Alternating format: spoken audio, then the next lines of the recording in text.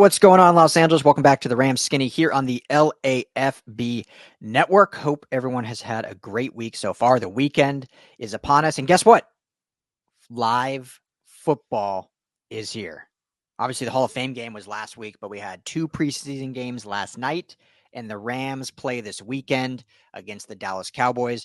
They had joint practice up in Oxnard just yesterday.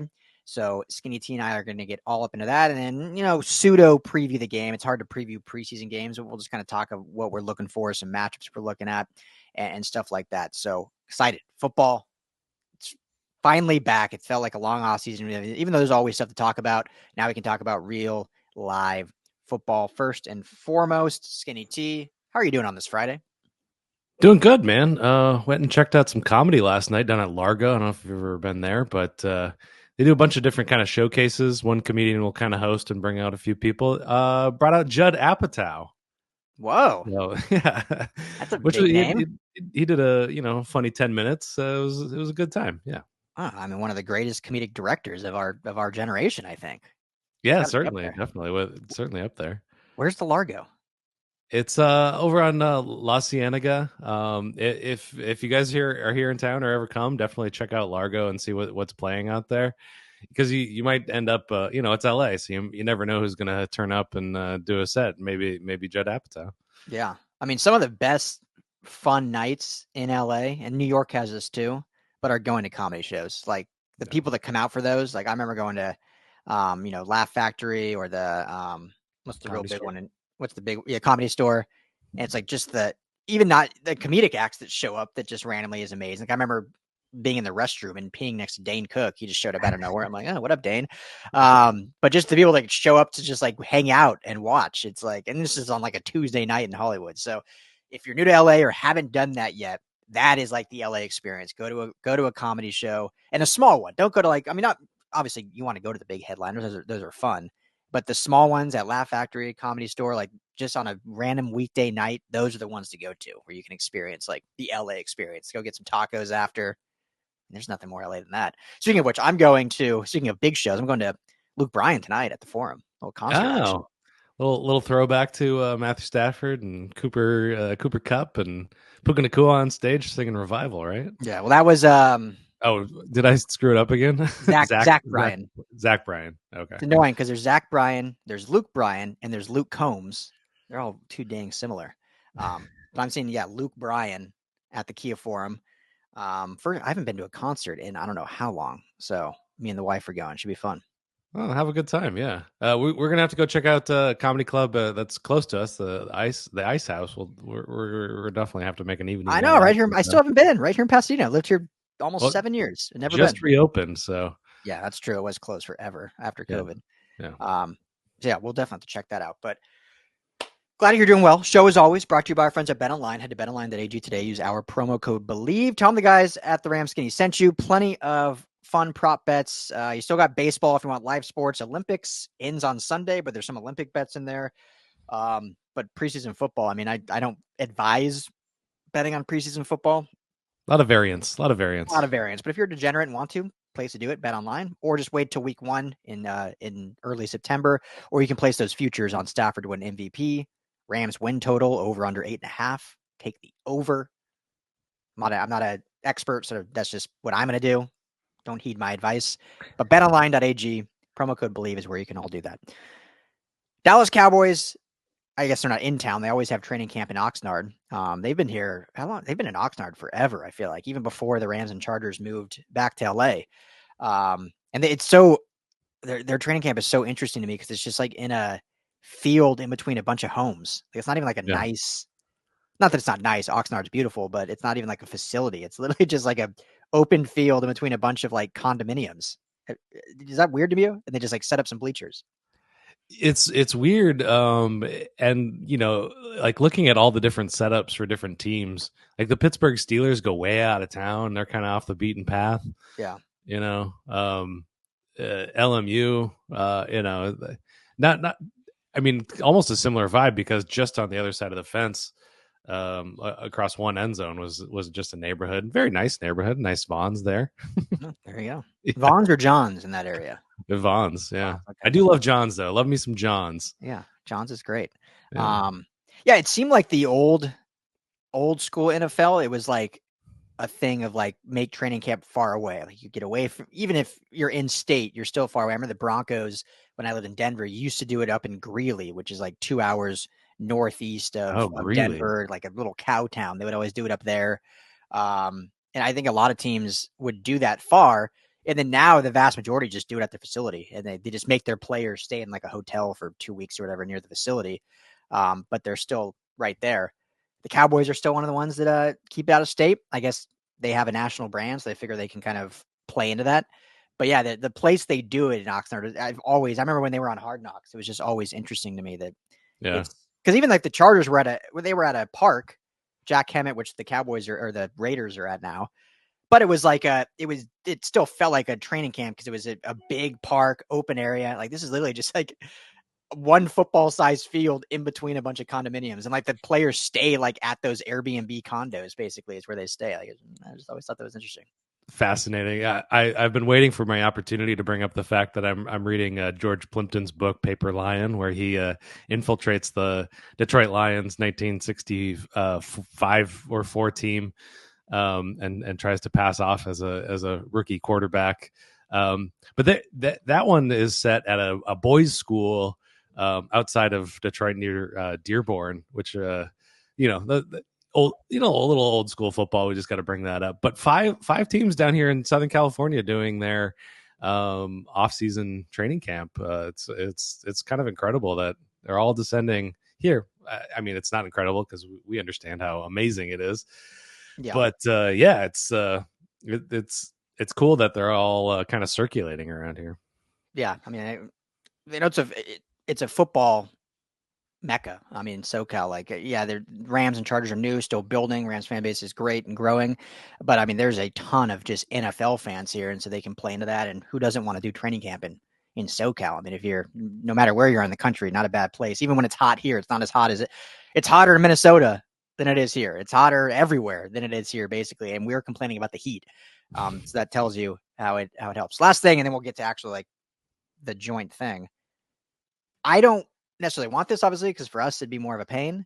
But could you ever see the Rams doing training camp like in St. Louis for a little bit, just so they try to rekindle some of that fan base? No, no. I think Stan Kroenke is probably persona non grata in those parts of the world. So I wouldn't imagine that they'd escape. And they got work to do. They got work to do to build their fan base around here. We're trying to do our part for sure.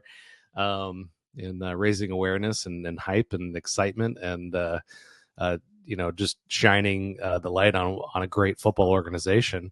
But no, I would hope that they keep everything Southern California focused and take it on the road occasionally more. I wouldn't mind to see something out in San Bernardino area. They're going to move to Woodland Hills, so I mean that's going to move things into the valley a bit. But yeah, hot there. It's hot in the valley.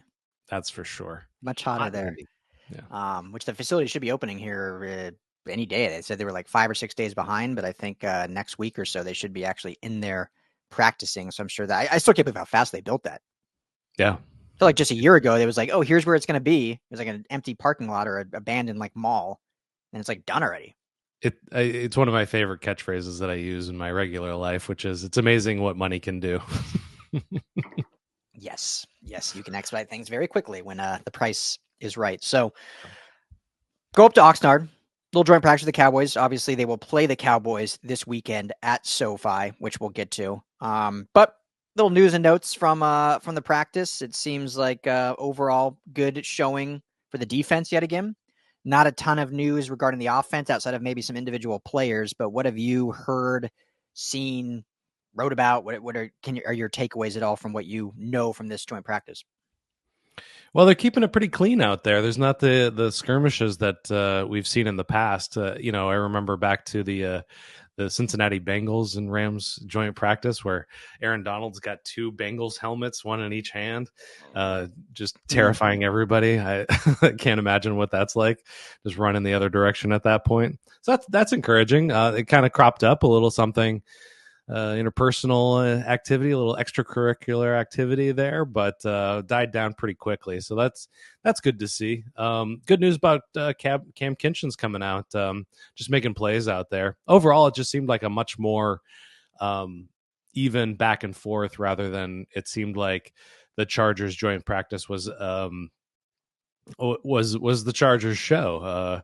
It seemed like they got a ton of turnovers. The Chargers did. In this one, lots of forced fumbles, which was great to see. That was a big question of mine: is can this defense create some turnovers and some chaos in the way of turnovers? Because they were one of the worst teams at creating turnovers last season, and those are kind of the big plays that change games. And you see a couple of those go you're in your favor early last season, and there would have been more W's in the Rams column. So that's definitely good to see. Dak Prescott was asked about Jared Verse, because Jared Verse had a great day, got in the backfield a whole bunch, and I guess the rookie is chirping at the old veteran once he's getting into the backfield, and Dak Prescott said he earned it. He said he was getting into the backfield a lot, and you can talk if you're earning it. You can walk. Talk and you can walk. Exactly. What do you think about a rookie chirping at a guy like Dak Prescott? Good, bad, indifferent? I mean, I would never do it. I was never a trash talker anyway when I played in my sporting days. But yeah, I would wait till you earn it on Sundays, not just in a padded scrimmage or practice. But sometimes it does exude confidence, and I think that's a good thing, especially at that position when you're an edge rusher. There's certain positions you have to have a little bit more swagger. Obviously, DBs and are one of the most known receivers, obviously known. But I think edge now is becoming one of those as well. That you can bring the trash talk as long as you can back it up. And based on what Dak said, he did back it up. Now let's see if he backs it up on. Well, he probably won't play this weekend, but we'll see if he backs it up. Hopefully in the actual season. But yeah, I don't have a problem with it. It's just not something I would do. But hey, love to see it. Confident rookie. Yeah, and it's something I saw out at training camp as well. I actually ended up asking Chris Shula about it because he was talking a lot, and so I said, "Is he, taking on a leadership role?" He was like, Chris Shula was like, "Well, no. I mean, Michael Hoyt's pretty much the leader for that room, but people want to play like him. But anytime you see like that kind of player, it's rookies are going to make rookie mistakes, and yeah, I don't know if somebody's going to try to put him in his place at some time or what have you, but it's fun to see. I always liked when Derion Kendrick would do it, even though he wasn't really necessary backing it up. But yeah, I think Cam Kinchin's is one of those guys that kind of lets his game do the talking for him. He's kind of an intensely focused guy. I think I mentioned that last time. That was a takeaway from training camp that I had, was that he seems to be earning a rookie that's doing his earning before he's talking too much. But yeah, Kinchin's got one of those forced fumbles. Troy Reeder also, Quentin Lake also noted for a forced fumble. So really good things from the defense again. I'm still curious. It's so hard to tell without those offensive linemen in there exactly what the offense looks like. I've been saying it kind of week over week that this team is kind of going to go the way this offensive line does, and at this point it's inconclusive what the offense looks like without those guys in place. Yeah, no, 100%. Like, firstly, I'll just say, yeah, it's great to see the defense continuing to play well and improve. Obviously, there seems to be, which I think most coaches say there is, but there definitely seems to be a point of emphasis on, causing turnovers, smacking at footballs for fumbles. I mean, those are game-changing plays that can swing games wide open. They can swing them back in your favor if you're down. I mean, I don't have to, everyone knows this. It's common sense. Turnovers are huge game swinging plays. So if they can have an emphasis on that, and we've seen results in these practices with the Chargers and now the Cowboys, I think that's got to be exciting to see. And hopefully that carries over into the regular season. There was a clip, I think it was Jordan that posted it, but Jordan Rodriguez, but there's these new footballs that I'm assuming are just for practice, not for for games, obviously, but they have some sort of sensor in it that when you're not Oh, gripping yeah. the ball right, it like beeps. So, if you have the technology, might as well use it. And so hopefully that benefits the offensive side, and the defense obviously is eating on the other teams, maybe not using that technology correctly and forcing it. So, but yeah, offensively, I mean, we haven't really, this happened after we recorded last, but signed as we were hoping would happen. And we talked about it in our show. Les Snead and Sean McVay must have watched, as they always do. Signed some reinforcements to the offensive line. That the biggest name, or maybe the most well-known name, Connor McDermott, started 5 games for New England last year. So that, I think, is a good signing. Former 6th-round pick at UCLA. So welcome home back to LA. And they also added Alec Lindstrom and Matt Caskey, who both played in the UFL last year. And Caskey had short stints in the NFL as well on practice squads throughout. So add 3 names. You mentioned not knowing what this offense will truly look like without its starters in place in the offensive line. I don't think that changes by adding these. However, just your thoughts on the McDermott signing, because I actually really like it. I think this, to me, well, I'll ask you first, then I'll answer it. So just your thoughts on the McDermott signing. Yeah, it's a nice veteran addition to add to kind of a what looks like now a very thin depth at offensive line, and he's played both left and right tackle, so that gives him some versatility there, and just a guy that's been out there before, that's seen it before. Whereas you think about sticking a guy like Zach Thomas or Bo Limmer or Logan Bruss out there, they just don't have that kind of experience that would help them in real game situations. So I think it's great. I don't think it moves the dial on anything in terms of who they want as the starters in that, but something that's needed for sure. So I agree. I like it. It could literally, or it's seen as a depth piece for sure. Like they have who they want as their starting 5.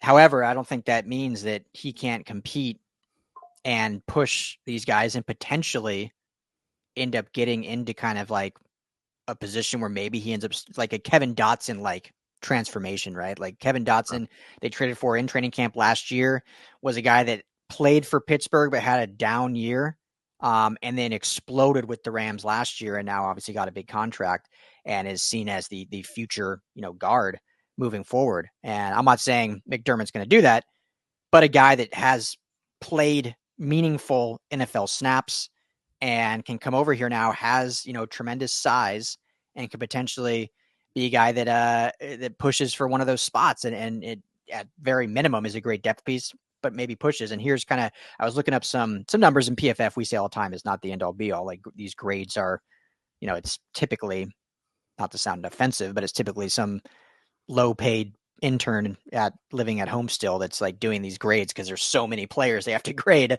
I had a buddy that used to work for PFF, and he's like, yeah, our like grading, our graders are just like the low, I just don't want to sound disrespectful, but Entry like level. Entry level. There we go. Thank you. That's the best way to put it. Entry level guys doing it. So it's very subjective, you could say. Right. But if you look at Kevin Dotson last year or 2 years ago, finished with a 64.4 grade with the Steelers and was credited with 12 penalties, comes over here to the Rams in the Rams system, Sean McVay's system, and new offensive line coach, new pieces around him.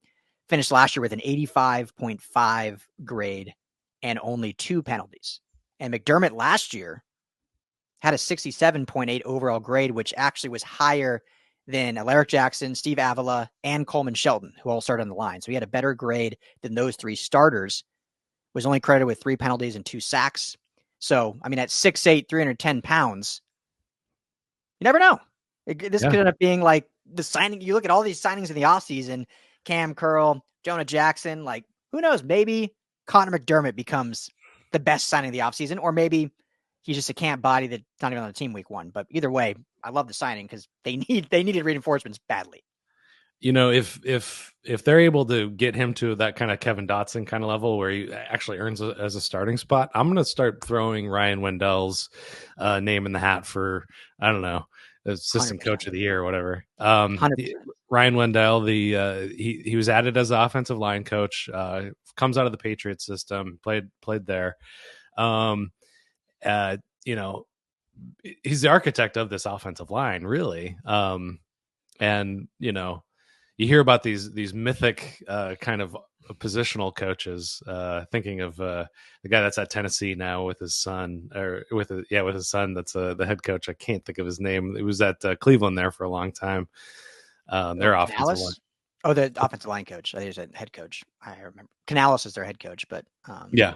Oh no, Canales is Carolina. Too many coaching changes. Anyway, continue. Yeah, but just if the Rams can get one of those mythic guys and get him to stick around for a little while, which offensive line coaches kind of, I think they do a little bit more than that. But he's got to be right up there. It's fascinating. Yeah, Bill Callahan is the Bill Callahan. Yeah, he's one of the great offensive line coaches. Like, yeah, you think of great offensive line coach, he's like top 3 probably. So yeah, and then his son Brian Callahan, head coach. Yeah, totally. Perfect. That's a name. Like, I totally forgot he was a new head coach, Brian Callahan. Like, because there's 8 new head coaches this offseason. That was one I did not remember at all. I knew what's his name was out, Arthur Smith. I just no idea who was the head coach. Oh, Mike Vrabel was the one before him, but Arthur Smith in Atlanta. Oh, Arthur Smith was in Atlanta. See, we're just LA focused, LA focused. Yeah. Arthur Smith was the OC at Tennessee, then the Falcons coach. He's now Raheem Morris, obviously, of the Rams, the head coach of Atlanta. So anyway. But no, I agree. What Ryan Wendell's doing, and this preseason, which we're going to get to now, I want to point out one last thing. Go ahead. About the joint practice. Matthew Stafford catches his own pass for a touchdown, a bobbled pass that he caught. Athletic play for an old man. We like to see it as you're nearing old man status. I'm deep into old man status. I mean, I love it, but I hate it. Based on that article you said where he thought his career might be over after his thumb injury from catching a 2-point conversion potentially. So just bat those babies down in scrimmages. In a game, sure, you're going to win the game. Scrimmage, leave that shit alone. I'll just say He's still got it. He's still got it. That's the only thing I want to say. He's still got it. I mean, he's great. The guy's great. I mean, Caleb Williams yesterday coming out saying he's a top 2 quarterback in the NFL. Yeah, that was incredible. Love that. Yeah, CJ Stroud a couple months ago said the same thing. Yeah, exactly. So, I mean, his peers certainly respect him, and he's not an old man yet. So, but Sunday, Cowboys at Rams. There'll be live football. We will see no starters per usual. So, do you want to go positionally, or do you want to just go, who are you looking forward to seeing? Well, let's go. Who do we think we should see more of? Just really quickly look at some of these guys. So McVay comes out and he says that even Garoppolo is not going to start. So, I mean, I was really looking forward to seeing what Garoppolo was going to look like at something like full speed. I'm sure you were. It would look the same at half speed, I think. Gosh, this has quickly become a anti Jimmy Garoppolo podcast. Yeah, I mean, he was a Niner, so I guess it makes sense. Yeah, and just looking at the options out there, I think there was much better options to be a backup. But and we could quickly become a Jimmy Garoppolo pro podcast, but we're not going to see him, so there's no new evidence to change our opinion into something. Anyway, so. Are there guys that you don't think are going to play that you wanted to see more of? Okay, let's start with that. That's good. I like that. And then we can get to maybe some guys that will play we're looking forward to. So that aren't going to play. I mean, keeping it with the offensive line, since we talked about that. I mean, I'm trying to Joe Noteboom, I would think, is not going to play. Just because he's basically a starter right now based on injuries, and he's been with the team long enough. I just think he's a guy that probably needs reps, but he's also shown injury history, and so that's obviously a concern. But you got to have live reps. I mean, I totally agree with McVay's philosophy. Since he's been hired, he has not played starters in preseason. I mean, he kind of started that. He was like one of the first ones to literally no starters play any reps in preseason. Most teams will do like a series or 2 week 1, 2 quarters in week 2 and then shut it down week 3. In fact, they used to have 4 weeks. But he's never done any of that from day one. And the Rams have relatively always been one of the healthiest teams in football.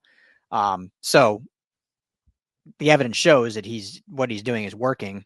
However, we've seen the last 2 years, obviously 2 years ago being the peak of injuries, and then last year, some bumps and bruises. They've sometimes come out of the gate slow. I mean, they started 3-6. I mean, can you attribute that to playing no preseason? I'm not saying that. I'm not saying starters playing 2 series is going to change your opening season record, but when there's fringe guys, I think they do need those reps, especially the offensive line needs that continuity going in. And so the fact that your 3 starters are injured and then potentially your biggest depth piece probably won't play either. I would like to see Noteboom play some, but at this point, none of the stars are playing anyway. So now you're just kind of getting what you're getting out of, real depth pieces. Like, is there anything with Logan Bruss? Can he show you something that gives you confidence that he can be a depth guy at this point? Or is that ship sails? I'm assuming Connor McDermott will get some reps just because it's in a new system. Now he's a veteran, so that he might not. But because it is a new system and he is new to the team, I would think he'll get some just to get up to speed. He hasn't been with the team all offseason, so just getting up to speed in that. But yeah, I would like to see Joe Noteboom. I'll toss it to you, though. Yeah, I think defensively, I have a lot more guys that I'm really interested in that I don't think will play. But on the offensive side, I want to see Blake Corum. And I understand totally why they will definitely not put him in there. He's going to be featured big in the offense, but I'm just curious. I was out at training camp, but at training camp, no, there's no tackling. Pads some days, no pads other days. So it's really hard to tell what the running game looks like. Another one, Davis Allen, just because really interesting things last year as a offensive weapon. But I want to see how he's improved as a blocker. I can wait till the regular season to see that, but I'm curious now for that. Yeah. On defense, though, you think he won't play? You think Davis Allen won't play just because Higbee's injured? So they're preserving Parkinson and Allen, probably. I think that's what they'll opt to do. Maybe they'll play a couple. But I doubt it. I mean, why even risk it at that point? But I mean, on defense, Bobby Brown's the big name that I really want to see. That probably won't play. That he topped out at like not even 30% of snaps last year that he played. Kobie Turner moved right past him real quick. The other guys have done that as well. He's in a contract year, and I'm curious what he would look like. Playing an entire game. Can he get pocket pressure and be a run stuffer like that we've seen? Just a guy taking up room in the middle. And let me comment on that real quick for your next player, because at this point, and I never want to sound disrespectful to these players. They're obviously a lot better than me at anything, but at this point, and I've loved Bobby Brown since the Rams drafted him, he's proven nothing in the NFL. Has yet to prove anything that he can be a starter. He's proven, obviously, he's made the team. He's been a depth piece, but he's not proven in really any capacity. And based on even your reporting and everything at training camp, he's leaving practice early. He's in McVay's doghouse some. And so to me, he needs to play. I mean, we need to see him in real live reps. And I just, so I totally agree with you. I don't know if they will. Part of me, I'm 50-50 that he'll play. I feel 50% because of being somewhat in the doghouse and based on not proving anything that they will play him. And then I'm also thinking because he is slotted as a starter on the depth chart that they just don't play starters. So, but I agree with you. He's one I would definitely want to see out there for at least a quarter.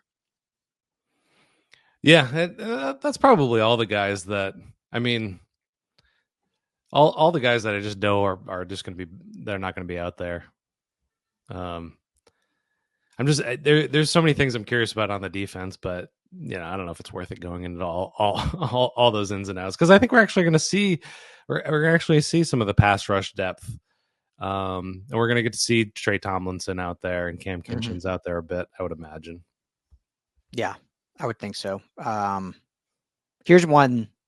Do you think we'll see Russ Yeast?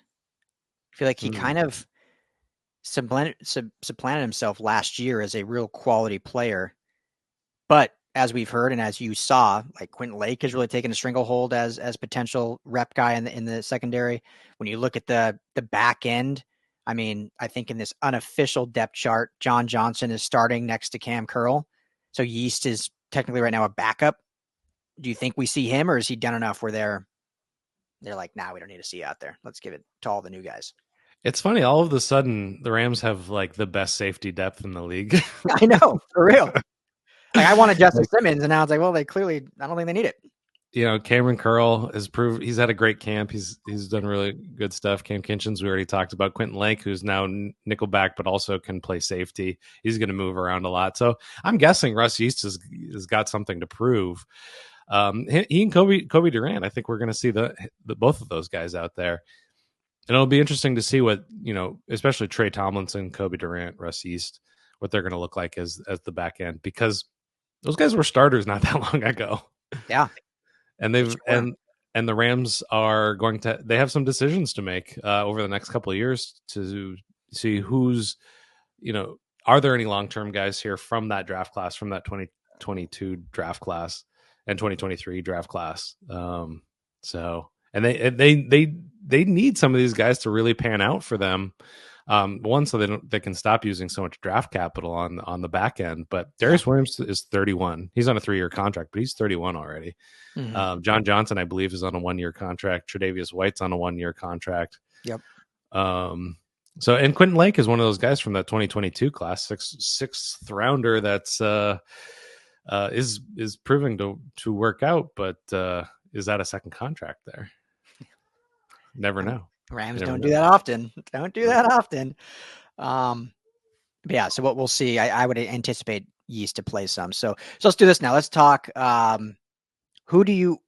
Few guys, we don't have to go through a whole list, but who do we know is going to play that you're really looking forward to seeing out there, whether it's a rookie or a free agent or a vet that this, you know, is fun to watch. I'll start if you want, so you can think about it, and I'll do the low hanging fruit. Like everyone's excited to see Steady B out there, right? Everyone wants to see Steady Benson or Stetson Bennett out there slinging it. As you mentioned, Jimmy G probably will not play. So I'm assuming we'll see. I don't know if McVay will do first half Stetson Bennett, second half Dresser Wynn, or if we'll see 3/4 of Bennett, 1 of Wynn. We'll see all 4 of Bennett, or maybe just 1 of Bennett to get his feet wet and give the rest of the show to Dresser Wynn. So, but I'm excited to see where he's at. I mean, obviously sat it all last year with mental stuff. Obviously his health and all that is most important. But now, you know, it's back to business, and, you know, he is a member of this team and by all accounts, seen as a potential future of this team, even though me and you don't really agree with that, but that's what, as of right now. And obviously you're going to say that. You're never going to say you don't believe in a guy, but similar to Bobby Brown, we got to see it. And I know it's, you know, he's only into his second year, but, you know, got to see what's there. And the only way he's going to really prove that is in the preseason, because barring outside of injury, he's not going to play for another 3 years as long as Stafford's under contract. So excited to see him, his growth, his maturity, his chemistry with the receivers, his knowledge of the offensive playbook. I think we saw a lot of in preseason last year before he took a leave from the team. Showed some fun characteristics, but also didn't look like he had a full grasp of the offense. A lot of, like, you know, didn't let plays develop enough, tuck the ball and run, force some things, which you expect a rookie to do. So just seeing where he's at now, I'm excited to see kind of how that growth has happened in, you know, 365 days. Yeah, it's such a fascinating thing. Yeah, I would play him at least the first half, if not more. I mean, I think, you know, let him go out there and let him learn, and that's the best way to do it. So I think definitely 3/4. I'm most curious about the 3 to 4 guys they're going to stock behind the starting 3 wide receivers. Mm-hmm. Yep. By all accounts, Tyler Johnson, Jordan Whittingham, and Xavier Smith have had a better camp than Tutu Atwell. That's what I saw. That's what I've heard from the other beat reporters. We're all in agreement there. You know, we've gotten off the Tutu train about halfway through last season, probably. Mm-hmm. I think. Yeah. But it's going to be, I mean, Jordan Whittington just has some incredible upsides. It's just some really explosive, interesting things that he can do there. Xavier Smith is just fighting for his job. He really wants it. And similarly to Tyler Johnson, he spent last year mostly on the practice squad after getting some significant playing time on the Buccaneers as a Super Bowl winner. Catching some passes in that season and in the playoffs as well. So that just kind of mix and just I want to see, that I think we're going to learn a ton about who's in, who's out. And I'm not even entirely convinced that Tutu is going to play in that game. I'd love to see him be thrown out there just to see, as a competition, really. Yeah. He's probably feeling it for the first time that he's fighting for his job. Yeah, I think. I mean, by all accounts, he certainly is. I mean, the three guys you just listed puts them at 6 receivers, and if all three of them had a better camp and give you a little more size versatility, Xavier Smith can be a return man. So it's not, and Tutu hasn't even done that anyway. So it gives you more optionality there. I think he certainly is, and we've always rooted for Tutu, but I think the choo-choo is out on Tutu at this point, unless proven otherwise. And that's kind of the theme, I guess, of the show is what have you proven thus far, and can you prove that in this preseason? And that's the opportunity for these young Rams and older Rams in this preseason, since no starters play. This is a huge opportunity for these guys because some teams view these as tune-ups for the regular seasons. The Rams view these more as tryouts for the team. And so what can these guys prove? And Tutu's certainly on that bubble of needing to do that. And does he give you enough upside to warrant a 6th or 7th receiver? Or are one of these younger guys, even a Drake Scoops, an undrafted free agent, are these guys give you more upside than potentially him? So, that's a good one. Tutu's definitely one that I will be interested in. If he doesn't play, then that tells you he's probably, at least for now, in a good spot for a roster spot, which I think would be surprising, if I'm being honest. Yeah, definitely. I mean, it's hard for me to say that they're going to cut him at this point or trade him or whatever, but it's such a curious case. Such high hopes and such great. He's got good talent in a lot of ways, but it's just never translated. Yeah. So, all right. Well, I'll give one more name, then you can give one more. I'm excited to watch Omar Speights. I think when he was signed as an undrafted free agent, there's a lot of hype because of just his collegiate career, and hasn't done I don't want to say hasn't a ton, but hasn't like made a name for himself at training camp. So I'm curious to see how many reps he gets. Is he a guy that gets like a full half, or is he a guy that's in there in the final 5 minutes of the fourth quarter? Is he on special teams at all? So Omar Speights, I think, is a name that has been fun. Per your reporting, hasn't been a huge influence within the defense of camp. So kind of excited to see where he sits and if he can be one of those undrafted guys to potentially push to make a spot. Yeah, the linebacker spot is actually one of probably the hottest contested camp battles that you could see somebody rocket up the depth chart really quickly. Mm-hmm. Speights is one of them. Olakunle Fadikasi is also nice. A name to watch as well. I think he's probably going to get probably the starting reps, I would imagine. Maybe Jay Kummel, but he'll definitely be out there. I'm on defense. I'm most interested to see kind of the edge rusher rotation, because we got 2 guys going into their second year that kind of had that quintessential Rams edge rusher feel to them, where there was like a low draft guy but had like a ton of like athletic upside, but then we saw nothing from them last year. And those guys are Nick Hampton and O'Shawn Mathis, those 2 guys. But then they got a couple of young guys breathing down their neck. The main one being Brennan Jackson, who was drafted this last year in round 5. So I'm curious to see if any of those guys can make a splash in that kind of edge rusher that would really solidify a really interesting group of edge rushers that are untested so far. Jared Verse, Byron Young, 1 year under his belt, but still question marks without Aaron Donald right there. So that's probably my biggest question and what I'm really looking forward to. Tyler Davis is another guy, another drafted guy that I'm really, really eager to see. Is he in there with Laurel Murchison and Desjuan Johnson? Yeah, it'll be interesting to see. Yeah, I think the rotations are what everyone should watch for this Sunday.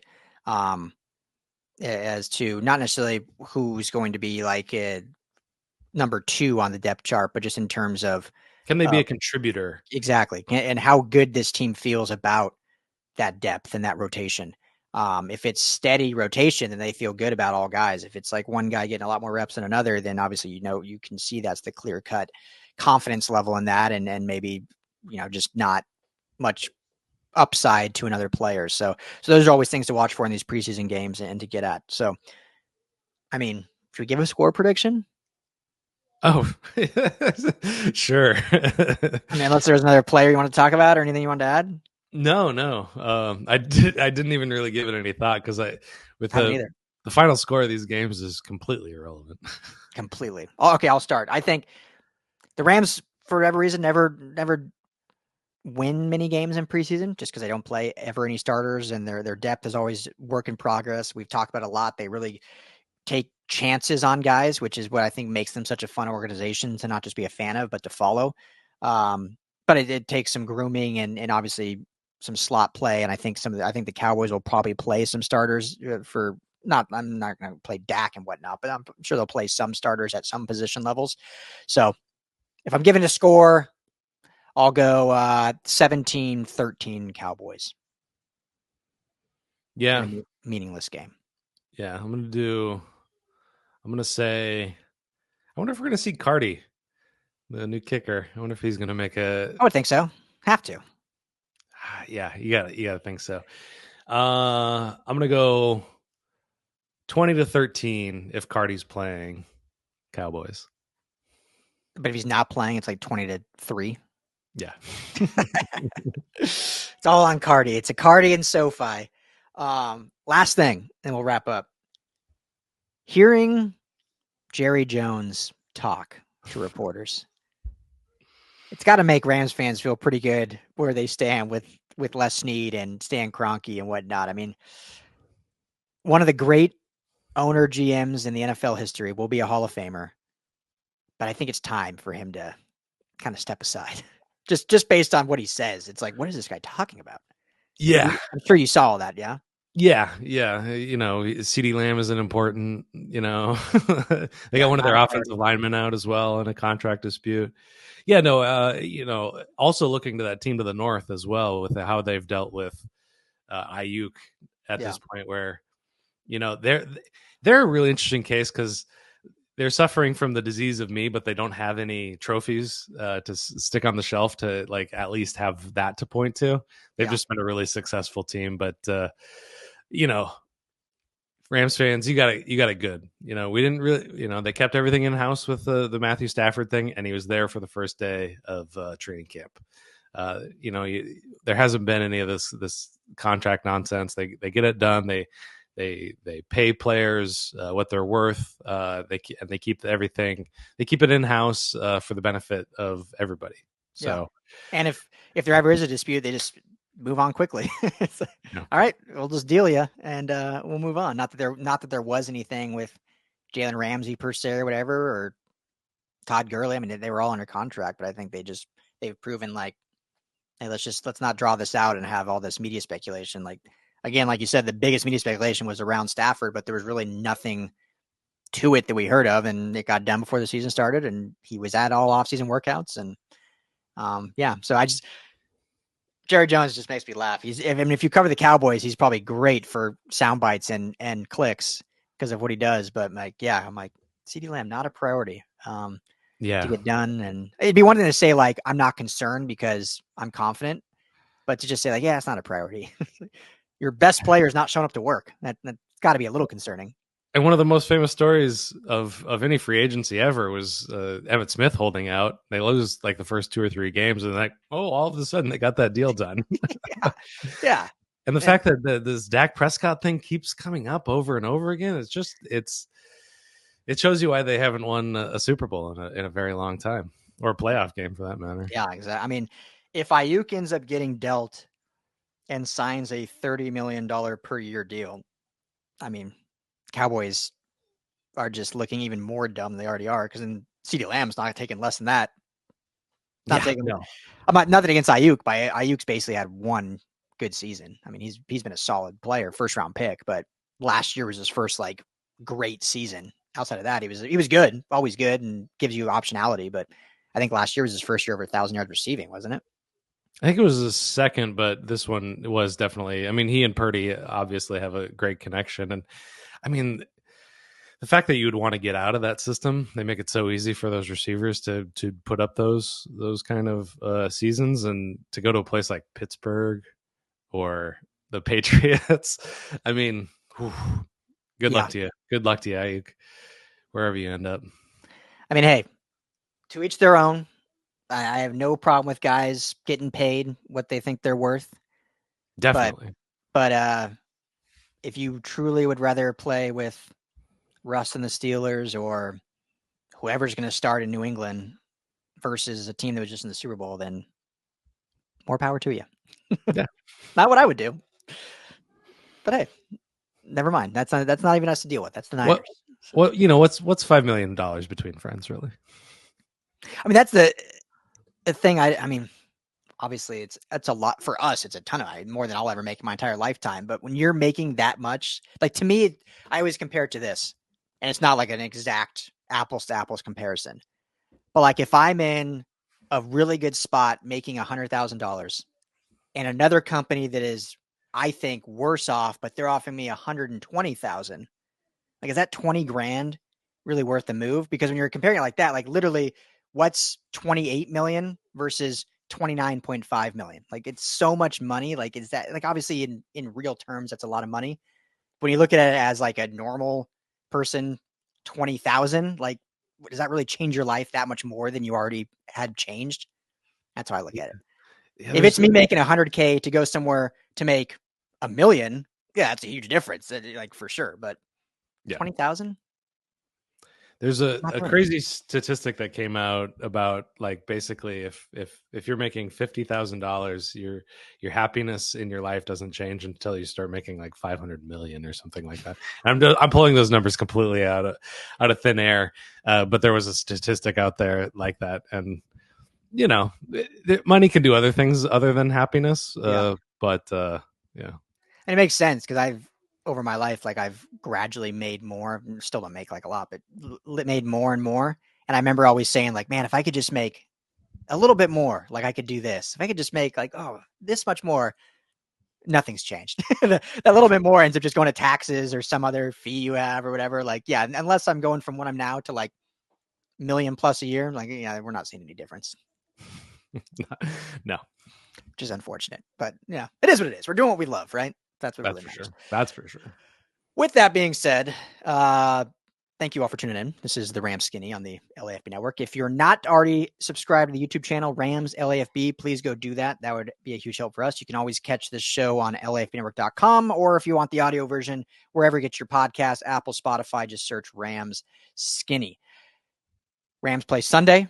Cowboys will have, I don't know if we're going to start doing lives every week, every game day after the game during the season. I don't know if we'll start that preseason yet. We'll play it by ear this Sunday. We might do it if we're feeling like it, but for sure we'll be back Monday doing all of our recap. But for sure after week 1, we're going to start doing live shows. So hope everyone would want to hang out with us after the game and leave your comments and drop your thoughts. And hey, if we get enough comments on this video of like you want us to start Sunday after preseason, then maybe we'll just have to do that. So, but thank you all for tuning in.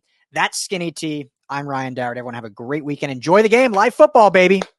We're back. We're back. We're back. What does it say in Hangover? We are back.